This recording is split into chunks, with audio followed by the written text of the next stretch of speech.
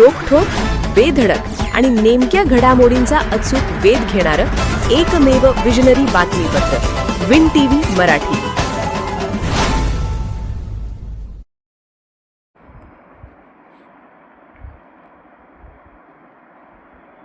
सद्गुरू श्री बाळूमामा भंडारा यात्रेनिमित्त मंदिर 4 दिवस दर्शनासाठी बंद।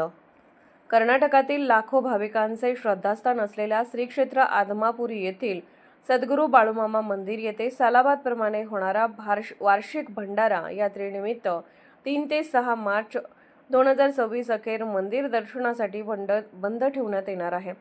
7 मार्चपासून सुरू होणाऱ्या वार्षिक भंडारा उत्सवाच्या पार्श्वभूमीवर मंदिर परिसर, अन्नछत्र, भक्तनिवास तसेच देणगी विभागाची स्वच्छता इतर तयारीची कामे करण्यात येणार असल्यामुळे 4 दिवस मंदिर बंद राहील अशी माहिती देवस्थान समितीने दिली आहे।